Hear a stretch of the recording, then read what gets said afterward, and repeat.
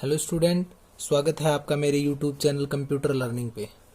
तो स्टूडेंट, आज हम ईआर डायग्राम क्रिएट करेंगे स्कूल मैनेजमेंट का, कि स्कूल मैनेजमेंट का ईआर डायग्राम कैसे बनाया जाता है। तो स्टूडेंट शुरू करते हैं हम। स्टूडेंट, ईआर डायग्राम बनाने से पहले हमें कुछ बेसिक टर्म्स का पता होना चाहिए कि किस प्रकार हम ईआर डायग्राम क्रिएट करेंगे। पहले तो हमें ईआर डायग्राम के सिंबल्स पता होने चाहिए, जो हमने पिछले लेसन में पढ़े थे। ईआर डायग्राम के सिंबल्स और उसके यूज, वो देखने के लिए आप पिछले वाला वीडियो देख सकते हैं स्टूडेंट। उसके बाद ये वीडियो देखेंगे तो आपको अच्छे से समझ में आ जाएगा। तो स्टूडेंट, ये सिंबल्स के थ्रू हम क्या क्रिएट करेंगे, ईआर डायग्राम क्रिएट करेंगे। तो हमें स्कूल मैनेजमेंट से रिलेटेड ईआर डायग्राम बनाना है। तो सबसे पहले पहला स्टेप होता है एंटिटी सेट की पहचान करना। एंटिटी सेट की पहचान, कि कोई ईआर डायग्राम जब हम बना रहे हैं तो उसमें हमारे एंटिटी सेट क्या होंगे। तो स्कूल से रिलेटेड हमारे एंटिटी सेट होंगे, एक तो होगा स्टूडेंट, एक होगा टीचर, एक होगा क्लास और एक होगा सब्जेक्ट। तो ये चार मुख्य एंटिटी सेट हम स्कूल डेटाबेस का ईआर डायग्राम बनाने के लिए काम में लेंगे। तो स्टूडेंट, उसके बाद एंटिटी सेट के पहचान करने के बाद हम पहचान करेंगे एट्रीब्यूट की पहचान, कि जो एंटिटी सेट हमारे हैं उसमें हमें किन किन एट्रीब्यूट की जरूरत होगी, क्या क्या एट्रीब्यूट हम काम में लेंगे। तो स्टूडेंट, उसके लिए हमें पता होना चाहिए। जैसे हम पहले एंटिटी सेट कौन से लिए हैं, स्टूडेंट। तो यहां मैंने लिख दिया स्टूडेंट। स्टूडेंट टेबल में मुझे क्या क्या एट्रीब्यूट चाहिए, जैसे एक हो गया मेरा रोल नंबर, एक हो गया स्टूडेंट का नेम, एक हो गया फादर नेम, एक हो गया मार्क्स और एड्रेस। इसके अंदर हम अपनी रिक्वायरमेंट के अकॉर्डिंग कितने भी एट्रीब्यूट है वो ले सकते हैं। उसके बाद स्टूडेंट बात करते हैं दूसरा एंटिटी सेट। स्टूडेंट के बाद हम क्लास वाला एंटिटी सेट ले लेते हैं। क्लास में क्या होता है, क्लास का रूम नंबर, क्लास का नेम और क्लास की स्ट्रेंथ। तो ये तीन एट्रीब्यूट हमने लिए क्लास टेबल के अंदर। नेक्स्ट है student teacher table. Teacher table में हमें क्या क्या एट्रीब्यूट चाहिए, एक हो गई टीचर की आईडी, एक टीचर का नेम और एक टीचर की सैलरी। ये तीन एट्रीब्यूट हमने ले लिए टीचर टेबल के अंदर। नेक्स्ट है स्टूडेंट सब्जेक्ट टेबल। सब्जेक्ट में भी क्या होगा, एक हमने ले ली सब्जेक्ट की आईडी, एक ले लिया हमने सब्जेक्ट का नेम। तो स्टूडेंट, हमें स्कूल ईआर डायग्राम बनाने के लिए चार एंटिटी सेट चाहिए थे, स्टूडेंट, क्लास, टीचर और सब्जेक्ट। उसके अंदर हमें एट्रीब्यूट क्या क्या बनाने हैं वो भी हमने डिफाइन कर दी। ये चीज डिफाइन करने के बाद अब हम इसका ईआर डायग्राम क्रिएट करेंगे। तो स्टूडेंट, ईआर डायग्राम किस प्रकार क्रिएट करेंगे, उसके लिए हम इसका ईआर डायग्राम बनाते हैं। तो स्टूडेंट, सबसे पहले मेरी टेबल क्या थी, स्टूडेंट टेबल थी। तो पहले मैंने स्टूडेंट एंटिटी सेट बनाया।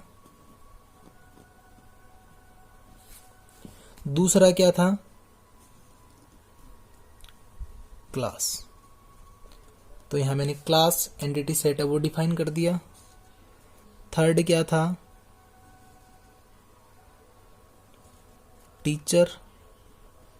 तो यहां मैंने टीचर डिफाइन कर दिया और यहां पे मैंने सब्जेक्ट डिफाइन कर दिया। हमें रिलेशन को दर्शाने के लिए हमें इसी क्रम में लिखना पड़ेगा। इसको क्रम से देखते हैं। देखो स्टूडेंट, ये समझने के लिए काफी इजी हो जाएगा हमारे लिए। चारों एंटिटी सेट है इसलिए इसको रेक्टेंगल में दर्शाया है। स्टूडेंट सबसे पहले कहाँ जाता है? क्लास में। क्लास में उसे कौन पढ़ाता है? टीचर। और टीचर क्या पढ़ाता है? सब्जेक्ट। तो इस क्रम से ध्यान रखेंगे हम, स्टूडेंट, क्लास, टीचर और सब्जेक्ट। अब स्टूडेंट हम इनके बीच में रिलेशन को दर्शाएंगे। और रिलेशन को किससे दर्शाते हैं स्टूडेंट? डायमंड के थ्रू। तो स्टूडेंट क्लास में स्टूडेंट क्या करता है? एडमिशन लेता है। क्या लेता है?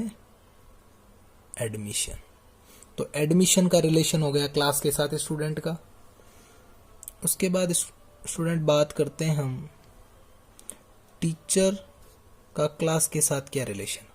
तो टीचर क्लास में टेक का रिलेशन है कि टीचर क्लास में क्लास लेता है, पढ़ाता है या लेता है। तो टेक का रिलेशन हो गया, क्लास टेक का रिलेशन हो गया यहाँ। थर्ड है टीचर और सब्जेक्ट के बीच का रिलेशन। तो टीचर और सब्जेक्ट के बीच में क्या रिलेशन है स्टूडेंट? टीच का, कि टीचर सब्जेक्ट को पढ़ाता है, तो यहाँ पढ़ाने का रिलेशन हो गया यानी टीच का रिलेशन। और यहाँ जो रिलेशन है सब्जेक्ट और स्टूडेंट के बीच में, तो स्टूडेंट क्या करता है? सब्जेक्ट को पढ़ता है यानी रीड्स का रिलेशन हो गया, पढ़ने का यानी पढ़ाई का। तो स्टूडेंट और सब्जेक्ट के बीच में क्या रिलेशन हो गया? रीड्स का रिलेशन। तो हमने चारों एंटिटी सेट बनाए, उसके बाद चारों के बीच में हमने रिलेशन को डायमंड के थ्रू दर्शा दिया। अब हम इसके एट्रीब्यूट को दर्शाएंगे प्रत्येक एंटिटी सेट के। और एट्रीब्यूट को कैसे दर्शाते हैं स्टूडेंट? दीर्घवृत्त के अंदर सबसे पहले क्या था? सबसे पहले था रोल नंबर। इसके बाद क्या था? नेम। एट्रीब्यूट की संख्या हमारी रिक्वायरमेंट के अनुसार होनी चाहिए। फादर नेम, उसके बाद एक हमने लिया था मार्क्स, और उसके बाद एक हमने लिया था एड्रेस। ठीक है स्टूडेंट। अब वही बात करते हैं हम क्लास की। क्लास में हमने क्या लिया था? एक तो हमारा था क्लास का रूम नंबर। रूम नंबर के बाद क्या था? क्लास का नेम कि कौन सी क्लास है। और अगला था क्लास की स्ट्रेंथ, कि जो हमारी क्लास है उसकी स्ट्रेंथ कितनी होगी। तो ये हो गए क्लास के एट्रीब्यूट। वैसे ही हम टीचर टेबल के एट्रीब्यूट डिफाइन करेंगे। टीचर का एट्रीब्यूट क्या था?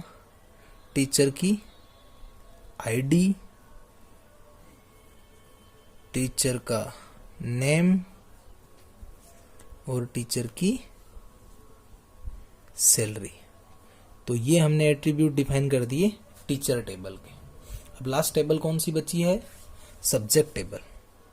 सब्जेक्ट टेबल के एट्रीब्यूट क्या थे? एक तो था सब्जेक्ट की आईडी और एक था सब्जेक्ट का नेम। ठीक है स्टूडेंट। अब हम प्राइमरी की को डिफाइन कर देंगे। इसमें प्राइमरी की कौन सी है? इस टेबल में रोल नंबर है, तो इसमें एक लाइन के साथ दीर्घवृत्त बना दिया, क्योंकि प्राइमरी की को कौन दर्शाता है? दीर्घवृत्त में एक लाइन। यहाँ प्राइमरी की क्या होगी? Room number. तो रूम नंबर को मैंने यहाँ क्या बना दिया? की कांस्टेंट बना दिया। यहाँ टीचर आईडी क्या होगी? की कांस्टेंट होगा, तो इसमें भी मैंने। और यहाँ सब्जेक्ट आईडी, क्योंकि ये सभी क्या होंगे? यूनिक होंगे। रोल नंबर हमेशा यूनिक होता है, रूम नंबर भी यूनिक होता है, आईडी भी यूनिक होती है और सब्जेक्ट आईडी भी यूनिक होती है, यानी ये रिपीट नहीं होती है। स्टूडेंट ये करने के बाद हम क्या करेंगे? देखो यहाँ रिलेशन जो है स्टूडेंट का एडमिशन का रिलेशन है ना, वो टोटल भागीदारी है। टोटल भागीदारी का मतलब क्या होता है? सभी इंस्टांस रिलेशन में मौजूद होते हैं, यानी स्टूडेंट कोई भी हो उसने एडमिशन जरूर लिया है। यानी टोटल स्टूडेंट क्लास में क्या लेते हैं? एडमिशन लेते हैं। इसलिए उनकी भागीदारी क्या होती है? टोटल भागीदारी होती है। और टोटल भागीदारी को कैसे दर्शाते हैं? डबल लाइन के द्वारा दर्शाते हैं। अब स्टूडेंट एक चीज हम इसमें और ऐड करते हैं, वो है टाइम टेबल। क्योंकि स्कूल का मुख्य आधार क्या होता है? Time table.